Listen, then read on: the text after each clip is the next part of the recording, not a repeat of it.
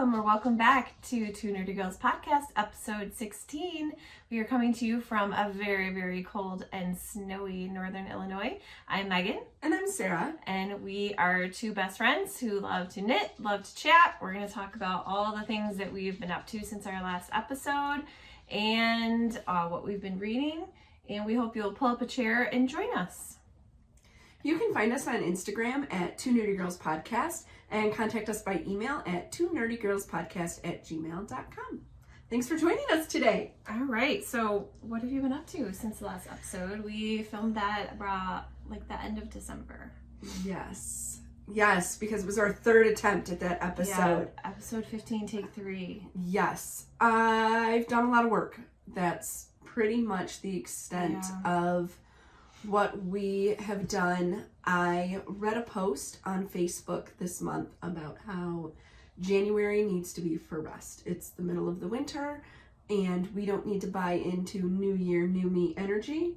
And so I have taken the concept of wintering to a whole new level and have enjoyed reading and knitting and crocheting and social events and calling it good. How about you? Nothing too exciting. Just getting back into the swing of things at school. We went back to January 6th, 7th, something like that. So we've been back for a couple weeks now. Sorry, my nose itches. Just getting back into the second half of the school year. It was my son's birthday recently, so we had fun celebrating that. I now have 2 teenagers, which is crazy. I don't know how I'm old enough to have 2 teenagers, but I am. Together, we've been busy. We have done some fun things together. We had our most recent book club gathering. Yes. And we went out for just like small plates and cocktails, and we discussed the book The House in the Pines by Ana Reyes. We'll talk about that later. In our book section, we went to our Knitting Guild meeting, and they meet once a month, so we did that in January for our January meeting. And then recently also we went to a Knitting Guild event. It was a Lights Up movie event, which was interesting. Yes. So it was at a theater that's more local to me. We live about an hour apart, so we were at the theater more local to me, and I had seen this done other knitting groups where you get to go to the movie and the lights stay on, or at least kind of dimmed, and everybody just works on their projects and watches a movie. So the process was that we got to vote on a movie, and ultimately we were going to be watching Wicked 2. It's not what I voted for. I've already seen that movie, but they had trouble with the sound, so then we ended up watching a new release with Will Arnett and Bradley Cooper and Laura Dern. Yes. And it was Is this thing on? And it was interesting. Yeah. Well, they had some technical difficulties, which is why we ended up not watching Wicked, and then there was like disagreements about the level of the lighting, and the lights could only be either all on or really dim. Yeah, and so that was odd, but I mean, it was nice to be out of the house. It was I enjoyed the 3 hours of knitting in a heated leather theater seat with friends, and almost finished a project and just had a great time. And the expectation was to just knit, and you didn't have to feel guilty about it, which sometimes I guess I do. If I'm looking around, I'm like, wow, yeah, this house could use to vacuum, or there's dishes in the sink, or my son wants me to do something with him. So it was nice to just be out of the house with 0 expectations other than to just knit. Yes. The movie that we ended up watching, I can't say that I would recommend. No, I feel like it was attempting to be a little more highbrow than it was, and it also reveled in lewdness. There were many times where in the realm of a knitting group, I felt very awkward and uncomfortable. Yeah, there was a lot of language, and neither of us are prudes, but it wasn't the movie that people thought they were going to see. So it was unexpected. So Yes. But anyway. But the day itself. The day itself was great, and I hope they get to do something like that again. And maybe this theater hasn't done it before, so maybe they worked out some kinks and it'll be better the next time. So I would definitely like to try it again. Anyway, what else? I think that's it. Yeah. We love to ask a question for the podcast every episode. So this, like our previous conversation, it made me think, like, what is your favorite thing to do while you're knitting? Like, what do you do while you're knitting? I know sometimes people like to listen to audiobooks or walk on a treadmill. You know, what do you do when you're knitting? Like, ideally, like if you could choose, and maybe it's just sitting in silence and focusing only on your knitting, and that's great too. So I'm just curious, like, what are people's habits while they are knitting? What do you ideally like to do? And we'll answer the question at the end of the episode. All right, so let's talk about what we're wearing. All it's right. Very exciting. It is. Debut. It also counts as a finished object for me. Our first finished object to talk about.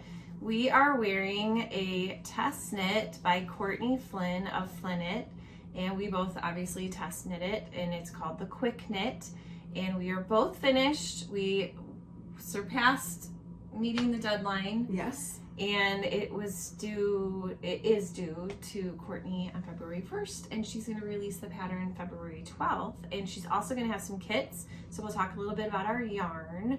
We both use the called for yarn, which is Lion Brand Woolies Thick and Quick, and it comes in a rainbow of colors.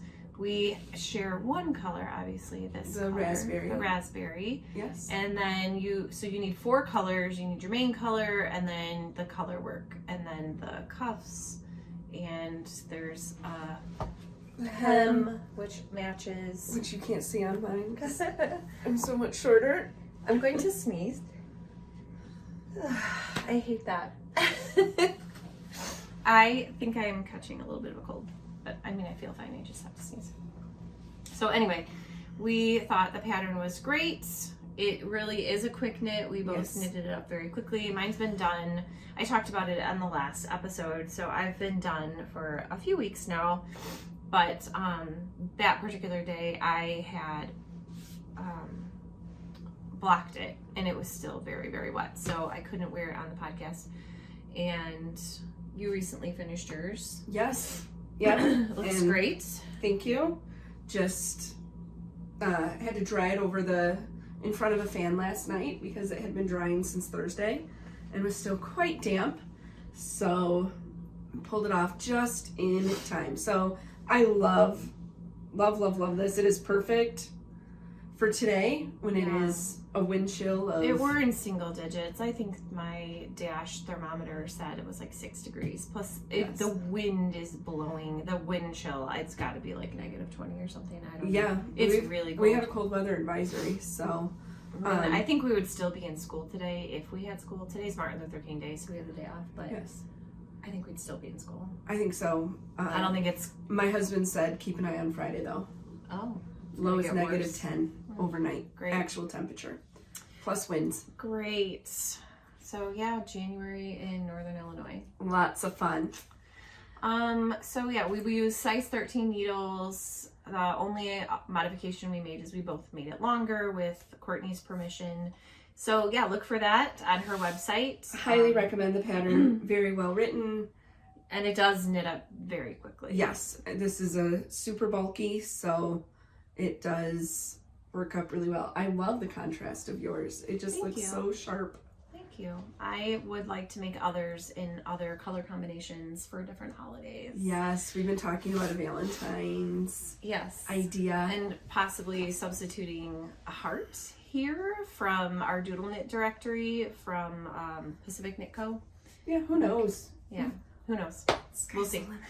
But there's so many colors from the Woolies Thick and Quick. Yes. And I just want to say one more thing. It doesn't have the pilliness because it is, it's not a, what do you call it? It is plied, is what I want to say. It's a plied yarn, and it does have some acrylic, so I feel like it's going to hold up a little bit better than, say, more of like the roving type yarns. Like, what is this? It's a super bulky, or is it hedgehog fibers, super bulky. The hedgehog fibers, which a beautiful yarn, and I think it's great for like hats, but I wouldn't make a garment out of it. Because I think, especially like under the arms, I think yes, it would just be a pilly mess. So I think this is a good yarn to use because it's going to hold up to everyday wear and tear as you wear your sweater. So anyway, let's move on to other finished objects. Did you have anything beyond? Oh yeah, you do. I know you do. I do, and so do you. Yeah. So why don't you go next? Okay. My next finished object is also a test knit that I completed for Mandy of Rosy Posy Design Co. Her faux shizzle mitts that go along with her faux shizzle beanie. So cute. So it is a faux cable here done just with twisted stitches. So here, I'll hold them both up. So I made this in stash yarn, yay, which was hedgehog fibers, super bulky in flamingo, and they are super comfy. Yeah. Super fast project from start to finish.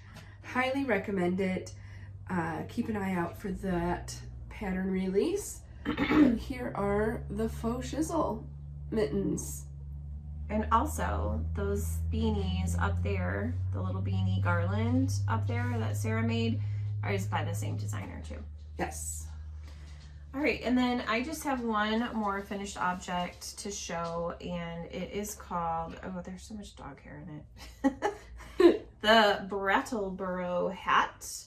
And this has been on my to make list for a really long time, and I actually was inspired to make it because, well, to actually get on it and make it at this point, because we actually have an episode that will probably be on YouTube prior to you seeing this one. We'll get that one up, and that one's just a special episode. I don't even want to call it an episode, like a special video where we talk about our favorite hats. And so I decided this was one of them on our list because Sarah has made it a few times. So I decided that I wanted to make it. I first saw it in Interweave Knits, but then it's also in New England Knits, which is a book put out by Interweave. So I actually have it in a couple different publications that I own. You knit the brim vertically. So you knit this brim with the ribbing, and then you pick up the stitches and then continue on with the rest of the hat and the crown. And then I just put 2 wooden buttons that I got at Michael's now that I can't get buttons from Joann's. I was looking at some on Etsy, but it just would have taken too long and I really just wanted to be done. The yarn is Dream in Color Comfort, which is a single ply yarn. I would say it's really similar to like a Malabrigo worsted. So there is some flashing and pooling. It looks much more intense on camera than it is in real life. But it's gorgeous. I love the textured stitch in the top of the hat.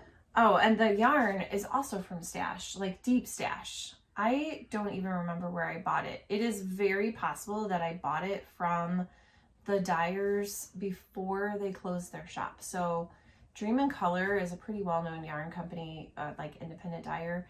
But once upon a time, they owned a yarn store in Aurora, Illinois, and I went into their store and they were in the midst of closing it down, only because they really just wanted to focus on dyeing the yarn full-time. So I have some other skeins of Dream in Color that I've since acquired, but it's very possible that I bought this in their store. This particular base is discontinued.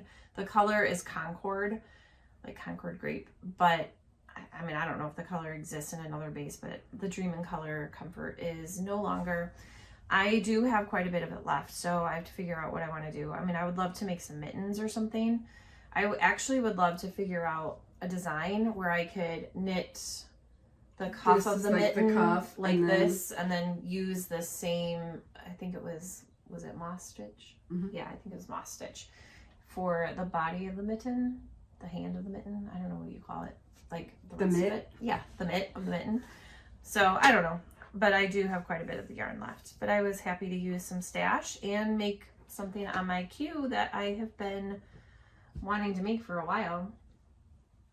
I also have some of my book club granny squares that it's not a finished object, but the squares for that particular book are finished, minus weaving in the ends.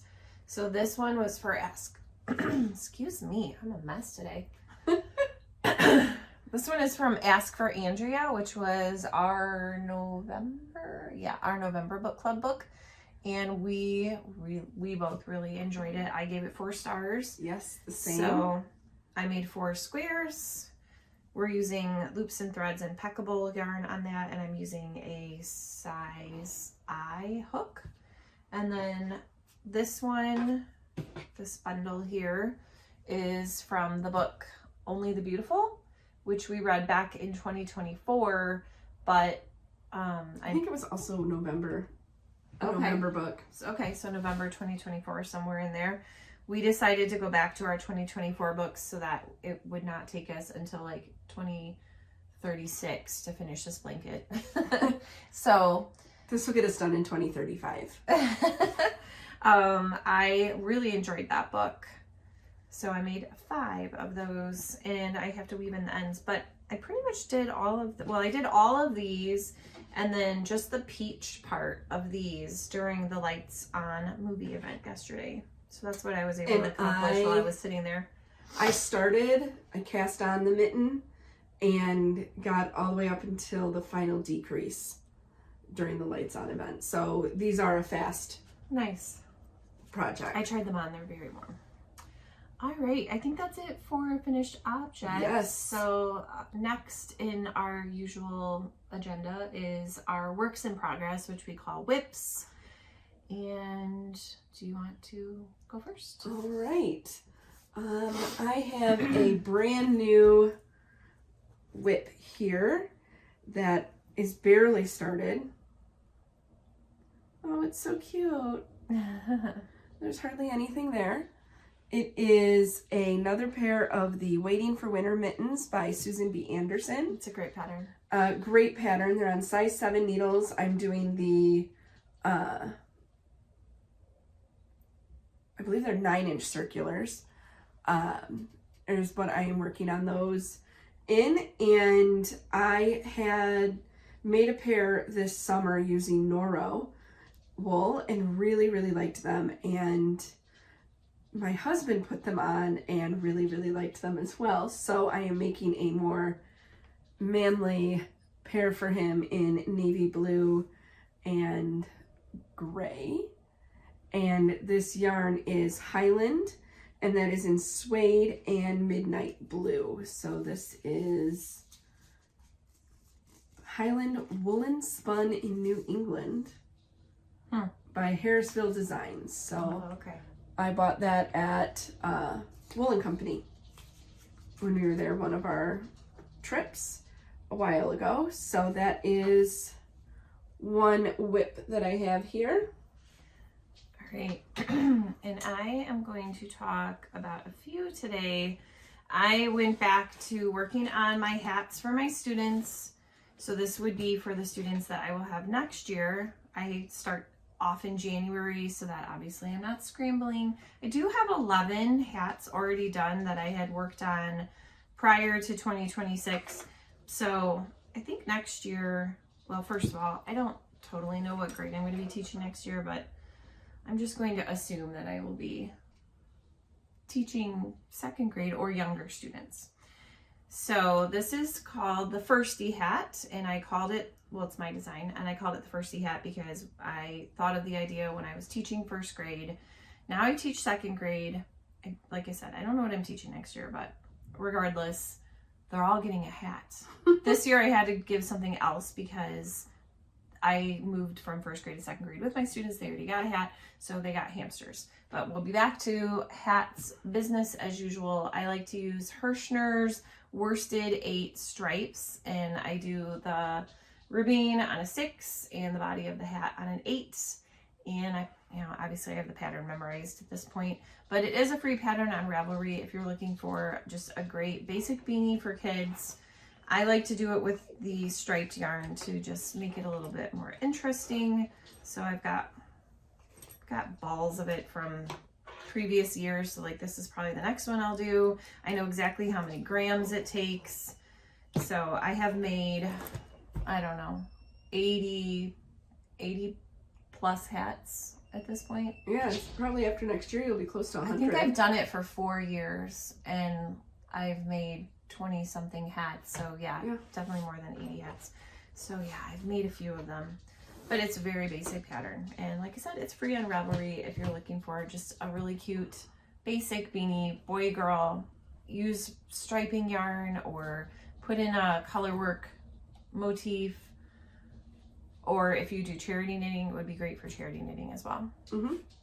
All right. All right. Do you want to talk about one of your other ones, and we'll save this one that we're both working on together for the end? Sure. Have you been working on your? Are you going to talk about this one? I could. I hadn't actively worked on it this month, so I don't have it on my list. All right, then I'll just talk about it. So next up, I've been working diligently on my Wildwood shawl, and I'm true to form in the middle of a row. You'd think I could stop, but I don't.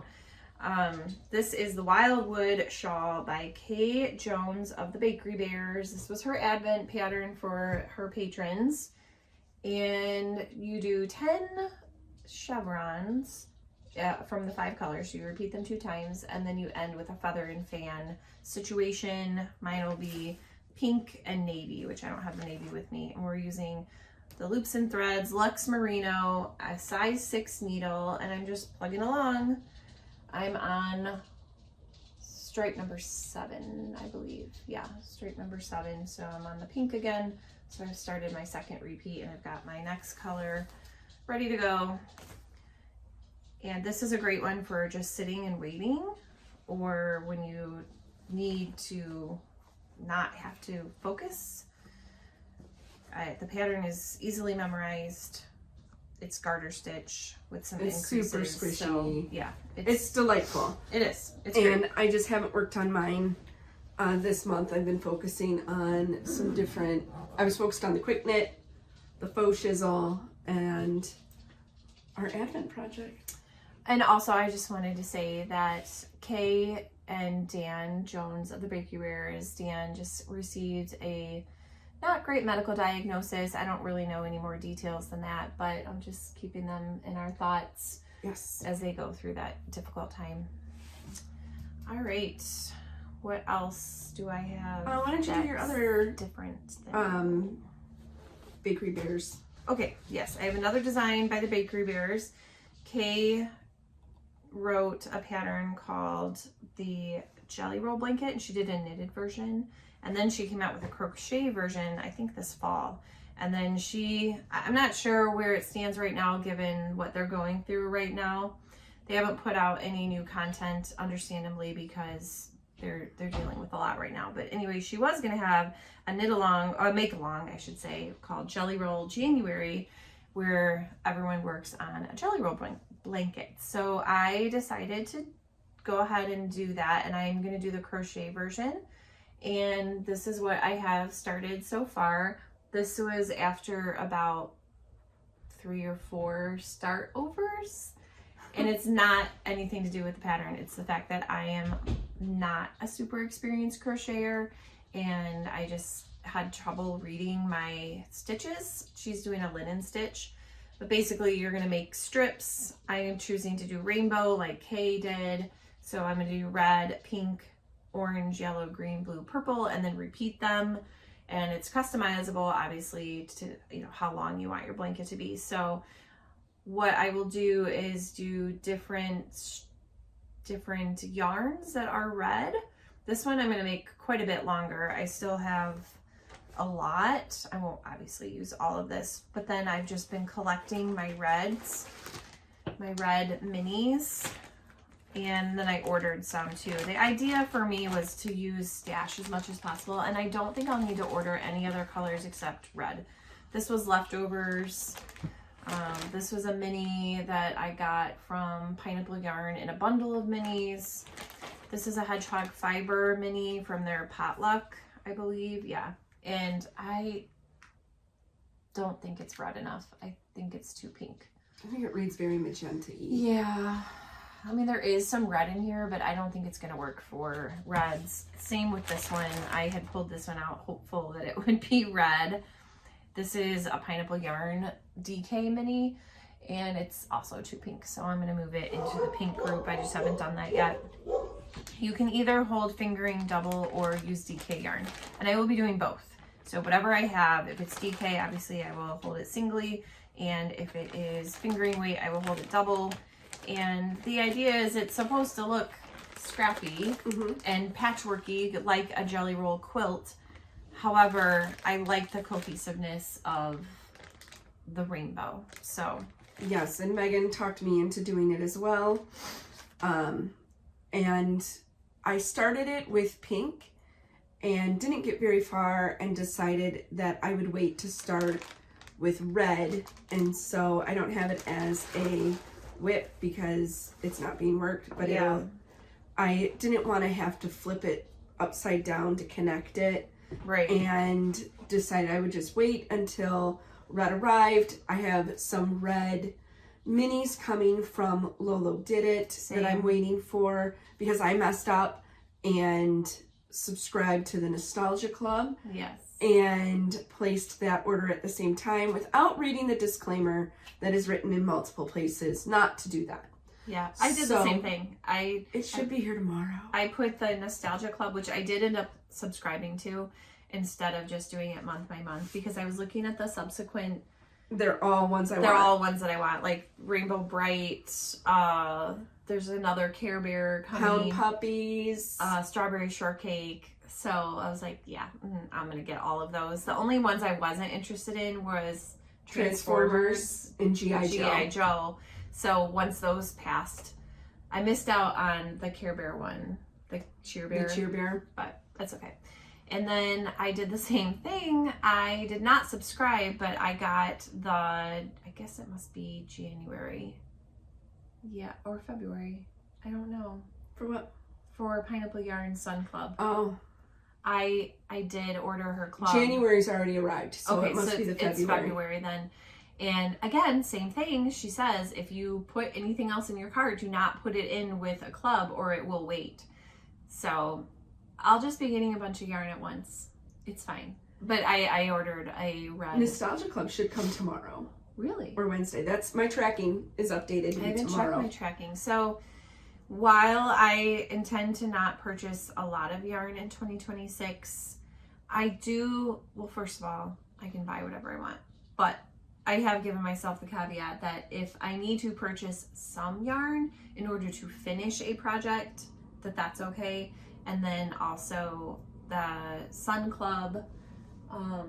I do have a lot of her Sun Club, but I'm not subscribed to it. I'm just getting whatever, if it just speaks to me. So that being said, I think I've only gotten 2 skeins since she restarted it. So I'm not going crazy there. And I am whole hog, all in. Send me all the yarn. So yeah, I don't even have any acquisition. Spoiler alert, I don't even have any to show today. And I only have 1, so. Okay, so yeah, we're doing okay so far. It's January, what is it? The 19th. And we'll talk about our Euphorbia wrap, which we are both working on because we are using our Advent yarns. We've talked about this many times in other episodes. many months. So I'm not going to go over it ad nauseum, but we picked out 24 skeins for each other as a surprise, and we are knitting them into the Euphorbia wrap. And we are holding the minis double. So it is a DK weight project. And we're using, what, a size 6 needle? Yes. I think it's a size 6. The pattern is the Euphorbia wrap by Amber O'Brien, if we didn't already say that. It's an 8. Oh, it's an 8. Okay, so a size 8. And we're using the Hedgehog Fiber sock minis, I think is what they're called. Yeah. So this is what the label looks like. This is how they look when they... Yeah, before they're wound. skeined. Caked up. Caked. There you go. Caked. That's what I meant to say. We got them at Wool & Company in South Elgin, Illinois. Yes. All right. Let's see yours. Okay, so mine oopsies. These little, is that right? Yes. These labels are everywhere. Mine is very pink heavy. It doesn't stay pink forever, but right now I'm in pinks, and that was my request, that I wanted to have a lot of pink in my Advent. It is a chevron. I'm working in the even section. I feel like this pattern is not one that looks great before it's finished and blocked. It's really kind of hard to see where you're going. All right, and what about yours? So my Euphorbia wrap, I am also in the even section. I just started stripe 13. Oh my gosh, wow. So it looks, I don't know, it's hard to see. How do I? That's what it looks like so far. I'm in the even section, day 13. Love it. I love it. See, this is what I'm talking about. Like this, It bunches funny, it so curls.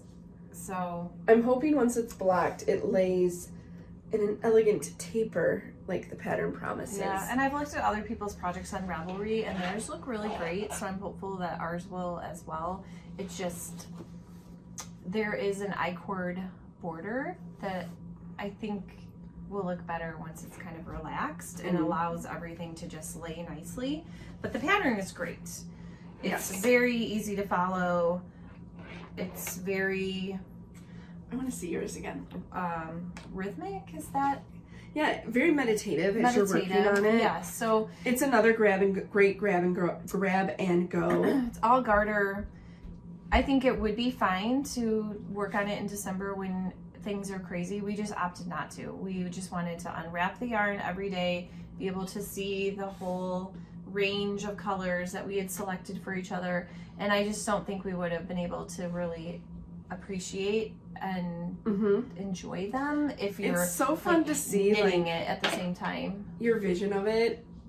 Yes, Like this is what I wanted. because I bought your first skeins in January. So this is something that we have been working on, like accumulating all the yarns For a year. And we decided that we would like to do it again next year. So we're looking for some different minis and colorways and patterns that we want to explore. The convenience of the Hedgehog Fibers sock minis is great because Wool & Company carries every single color, as well as special colors that are dyed only for Wool & Company. So it makes it easy to go in physically and play. However, if you are aware of another company that has a wide range of colors. So we've looked at some other ones on Etsy, but they have maybe only 36 colors, which if we're doing 48 colors between the two of us, it's kind of nice. And we both wanted to do something that was like an ombre, a gradient, something that would be cohesive. I mean, don't come at me, but I just don't really like things that look incredibly scrappy with lots of wild colors. I really like to have something cohesive, so. Some kind of flow. Right. All right, so let's move on to acquisitions, which you already gave the spoiler that you didn't have any. Nothing over here. I just have one. It is the Pineapple Yarn January 2026 Sun Club. It is so pretty, wow. Which is blues, which is my jam, but I was also super excited because I pulled out the December one and look at them together. Oh yeah, that's a beautiful fade. So you could do like a 3-color ooh, shawl. you know what would be great is a solid of poolside. What's this? That is a Hedgehog Fibers. Yeah, I don't love that one. Would do like a solid. I don't even know what this is. Is that left over from your transfer point shawl? Yes, because I had to buy a second skein of it. Yeah, that would be really pretty. Maybe over here. You could do a 3-color shawl. Yeah. Which Great. the Odyssey shawl is always the first one that jumps into mind. Yes. I'm sure there's other ones There's out there. There's other ones out there, but I loved it when I pulled it all together. Yeah. So yeah, you have a lot of good colors that you could combine with that. Lots of great blues here. Okay, well, we could do this all day. Oh, what's this though? Some Bumblebee That's Acres. Bumblebee Acres. Yeah, it's too dark. It's way too dark and too green. Yeah. Anyway, you didn't come to watch us play with yarn. Or maybe you did. Anyway, that's beautiful. And that's my only acquisition.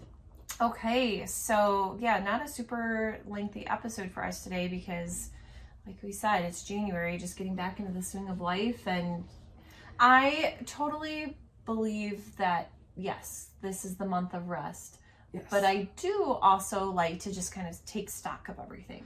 Yes. And make goals that are yes, long term and look at, you know, what do I want to accomplish this year? That is comforting to me. Like, yes, it doesn't stress me out to think that. It actually brings me comfort to think about, okay, what have I accomplished? What do I want to accomplish?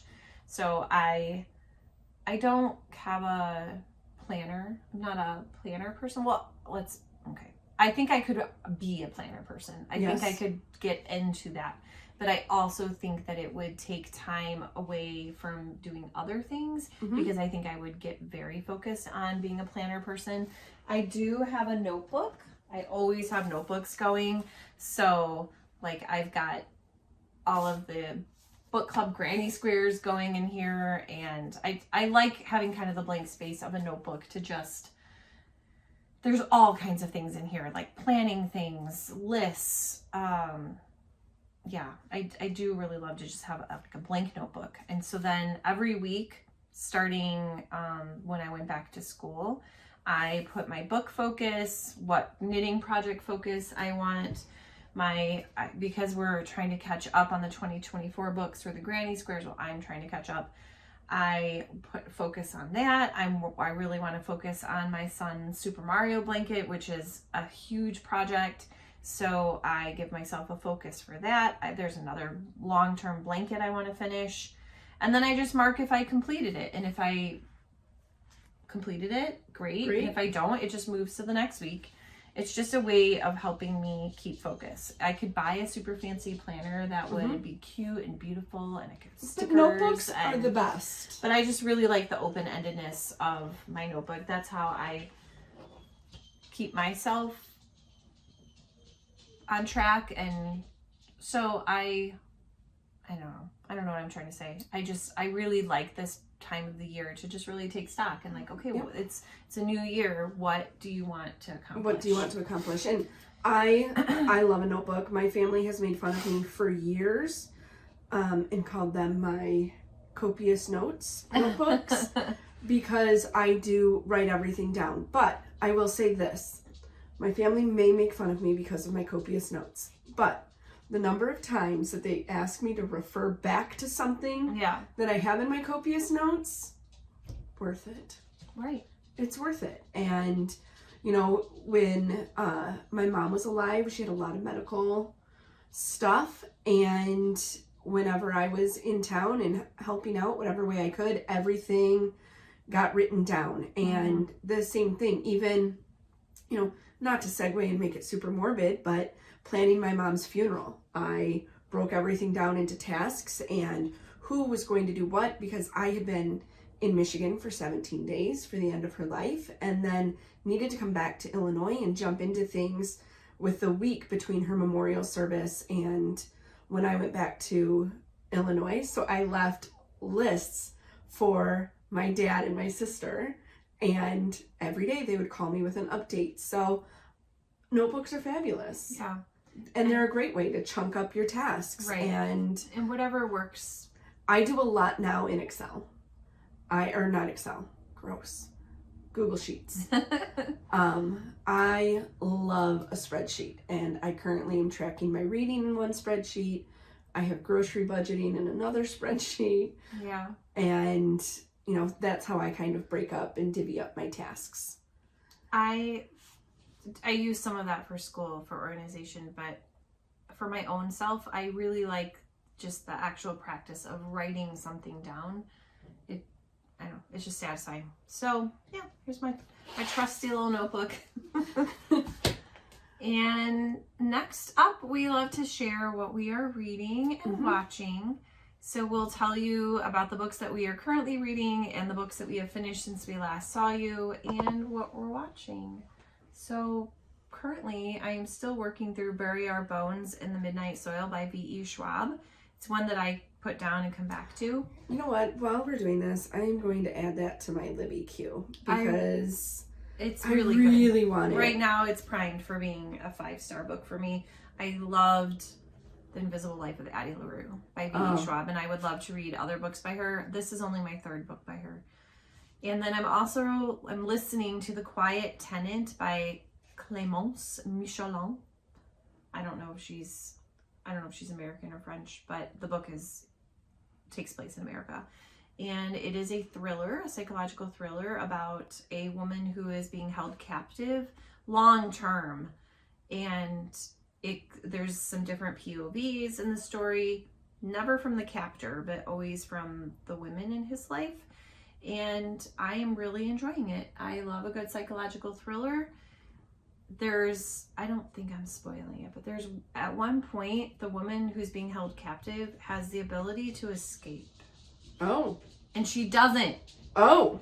So then it's like making me think like, if I was in this situation, and she's been held captive for 5 years. That part is I'm not revealing anything, but yeah, like what happens to you psychologically if you've been captive for 5 years? Right. All right, it's about an 8-week wait. And then my Kindle book that I am reading is The Berry Pickers. I loved that book. I did not write down the author on that. Let me see if I can quickly pull it up. That is by Amanda Peters. I just started it. I really, really liked it. And I think I will like it too. I'm just not very far into it.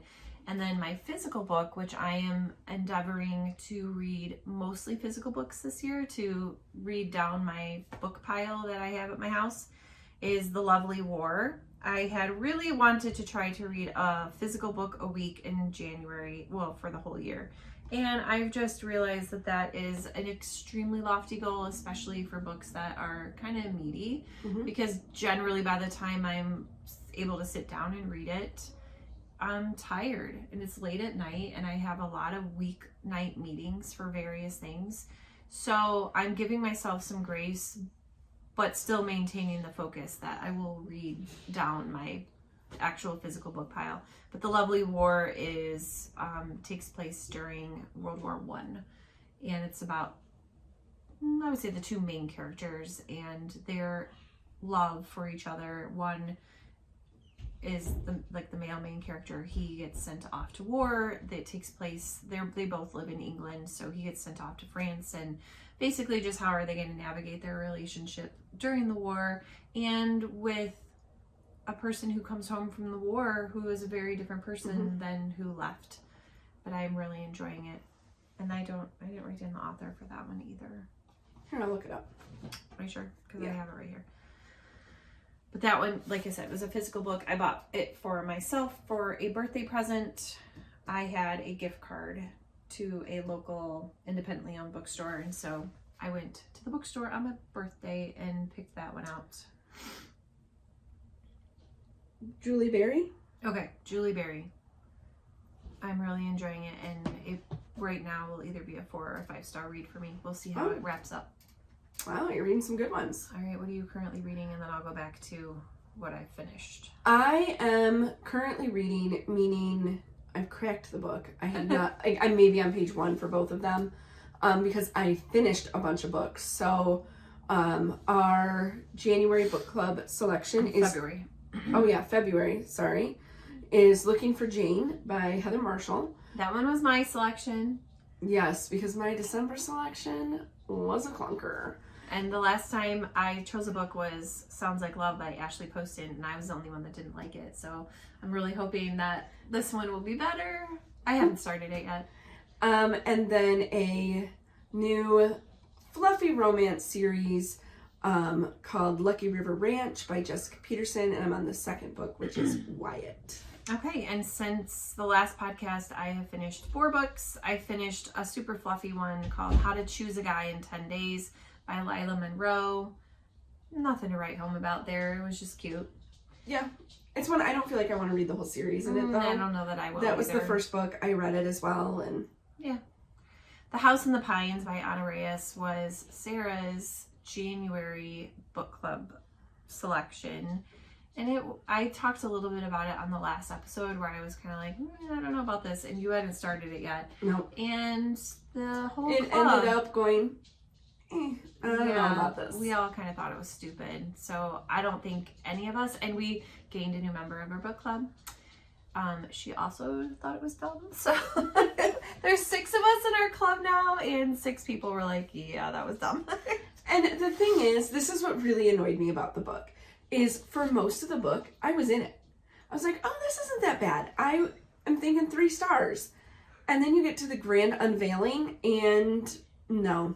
Yeah. Absolutely it's really not. Dumb. The twist is stupid.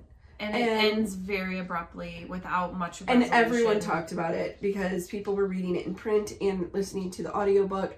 And the audiobook listeners went back and rewound, trying to see, did I miss something? Right. I skipped ahead some pages. Yeah. And so it just wasn't great. For me, it was a 1-star book. What did I give it? 2. I think I gave it 2. Yeah, but then you were talking about readjusting it. Yeah, I rarely do that because I feel like my initial response after the book is done is my true reaction. But also, there have been plenty of times where I want to downgrade a book. I don't know that I often upgrade a book. Right. But there are definitely times where I go, wow, that was generous. Really should knock that down. I don't know. And the only reason it matters is because we're making this blanket. And the number... Sorry. I'm yawning. I haven't eaten anything yet today. I'm hungry. The number of squares we make equates the number of stars that we rated it. So that's why I'm kind of fixated on like, do I really want to make 2 squares for this book that was so dumb? But the square is really pretty. Yes, it is. I finished mine. I just reorganized some things in the yarn room to get ready for some future projects, and Lord knows where I put it. I also finished Sister Wife, which is a autobiography by Christine Brown Woolley of Sister Wives fame from TLC. Christine was the 3rd wife, but the first one to leave Cody, her husband. So I don't know how many of you follow this drama, but I've been watching it since the first episode, and I really enjoyed like hearing her perspective of what some of it was interpretation of what we saw on TV and what was happening in the background, or what were her thoughts during that time, plus just a lot of things that the audience just doesn't know about, which we're just not privy to. So I really enjoyed it. I'm not a big biography reader, but if I'm interested in that particular person, I have read I would say probably less than 10 biographies. It's not my go-to genre, but I did really enjoy this. So I would say if you do follow the Sister Wives, definitely give this one a read. I think it will be insightful. And then the last one that I finished is called Out on a Limb by Hannah Bonham Young. It is a very, very sweet story. I really enjoyed it. I think I gave it 4 stars. It is about 2 people who kind of have an insta-love. They both have limb differences. One, their hand is different, and the other one, their leg is different, and they have a surprise pregnancy. So, and that's right away at the beginning. I'm not revealing anything here. So if the surprise pregnancy trope is not your thing, skip this book. But it was a little too unbelievable at how easily things came to them, given the circumstances of their relationship and developing a relationship because there's a pregnancy. I just think most normal most normal people would have a lot more challenges related to that. I mean, it's challenging and under great circumstances, let alone when you don't even know this person and surprise, you're having a baby. So, but I still would overall recommend it. It was a very sweet story. I enjoyed it. All right, how about you? Oh, holy cow. I'm looking at her list. We have our notes in front of us, and yowza. All right, lightning round. Lightning round. I had read over 4,000 pages in the first 19 days of the month. Oh my gosh. So I have been reading the Dream Harbor series by Lori Gilmore. So I've read The Pumpkin Spice Cafe, The Cinnamon Bun Bookstore, and The Christmas Tree Farm. Oh my gosh. All by Lori Gilmore. They are just fun, fluffy romances. Do you recommend them? Because I have not picked one of them up yet. Well, you're on the third book. Yes. But, so do you want to read them because you're just like, all right, I'm invested now? Or would you also recommend and say like, yes, you should read them too? If you like just light, fluffy romances, yes, read it. If you're looking for the next great American novel, no, skip it. Okay, are they an upgrade from like a Hallmark story? Because they're very, very similar. They are like Hallmark, sugar spun. Is it cheesy? I don't think there's very much cheese factor, but there's some predictability in them. Okay, I don't know. So, I don't want it to be like a Hallmark. I just can't. Yeah. The other one that I read that I loved, 5 stars, is The Unmaking of June Farrow by Adrienne Young. A House in the Pines. I also 5 stars for The Fix by Mia Sheridan. I like her books. I really like Mia Sheridan's books. This I really liked Archer's Voice by her. If you're looking for, I think one that you would really read that you would really love that should be on your list is All the Little Raindrops by Mia Sheridan. Okay. Because she writes like, Archer's Voice, which is a romance, but then also some psychological thrillers. So, okay. These Summer Storms by Sarah McLean, which I've already recommended to you. Good New England family drama. It's on the list. Something in the Walls by Daisy Pierce. Again, I wanted to love this book. I had put it on hold through Libby back in March of last year, and it just came in. I read it very, very quickly. It was under 300 pages. Loved it till about the 75% point, and then I don't know, 2 stars. Oh, jeez. I read The Poppy Fields by Nikki Erlich, who also wrote The Measure. Poppy Fields is kind of similar in the way that there is a scientific discovery that makes people kind of question their lives and what it means to be part of the human experience. I think I would like to read it. I think you would enjoy it. It is, I don't want to say slow moving, but it's very plot driven. There's not a lot of wow moments. Well, The Measure was like that too. Yeah. And there were times where it was a bit of a plod to get through, a slog. But then ultimately I liked it. Yeah. It made you think for sure. Yeah. And then One Golden Summer by Carly Fortune, which I also really enjoyed. That's a 4-star for me. Yeah. And then when it comes to fluffy little romances, again, Cash by Jessica Peterson.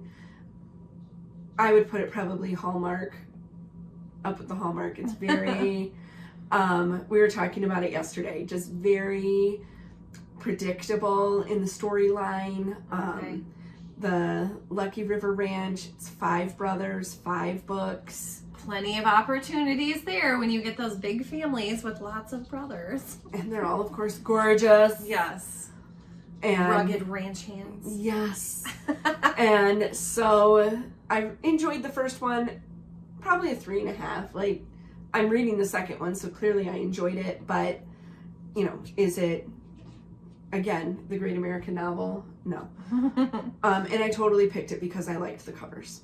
They're good, like, vintage dime store, Southern romance looking covers. Okay. A good cover can totally draw me in. I totally judge a book by its cover, and I'm fine with that. Yeah.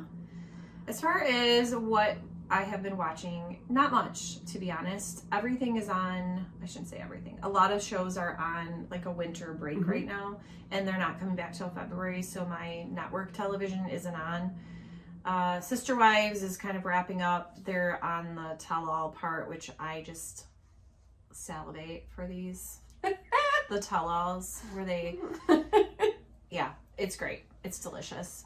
And then I have been rewatching The Big Bang Theory, which I have done before. Obviously, I watched it the first time. Well, maybe not obviously, but I did watch it the first time around. And then I have rewatched it before.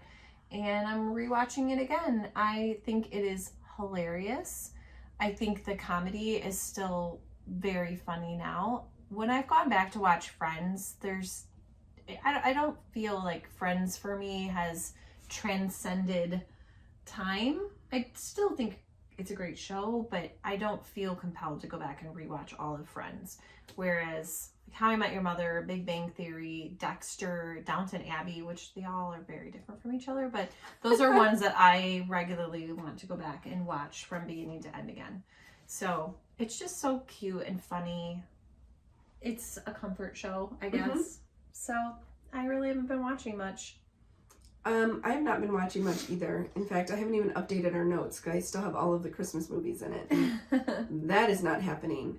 So, The Pit is back with season 2, and I loved season 1. On HBO Max, right? Is that what it's on? I don't know. I think it's HBO Max. Yes, it is. Because that's what I'm watching Big Bang Theory on. Yes. And so it just started season 2 for The Pit. Noah Wiley. Love him. Yes, he's been delightful since his ER days, and he still looks really good. He was attractive as John Carter. Yeah. He is really attractive as Dr. Robbie, so it's working. Yes, for him, being a doctor, and really enjoyed it. It's just did the second episode. They come out every Thursday night at 9, and we are all in. And really, that's been about it. Playoff football for the NFL. Yeah, the Bears lost yesterday. Yeah, in dramatic fashion. So it is, just kind of that low-key time. Yeah, just chilling. So that brings us to our answer for the pod question is, what do you prefer to do? What's your favorite thing to do while you are crafting? Take it away. I have 3. Okay. I do enjoy popping in an earbud and doing an audiobook. Okay. While I'm knitting, particularly if I'm in the living room and there's a show on that I don't care about, or, yesterday I wasn't that invested in the Bears game, so I sat with an earbud in and listened to an audiobook as I was watching the game and knitting, which sounds like I'm crazy. When I was watching the game, I was listening to an audiobook and I was knitting, but it was all getting done at the same time. Teacher life. But I also like watching TV, watching sports, movies, whatever. And I also really enjoy social knitting when I have a project that is easily memorizable and able to be transported. And the chance of making a mistake is low. Yes. And so you and I do quite a bit of social knitting at the library or at a coffee shop. Yes. And so that is my official answer. Yes. I would say what I mostly do, because I generally by myself when I'm crafting. I'm seeing crafting because I knit and crochet. I like to watch TV. That would be my number one thing. I really love watching TV. I grew up in a very TV dominant household. We always had the TV on.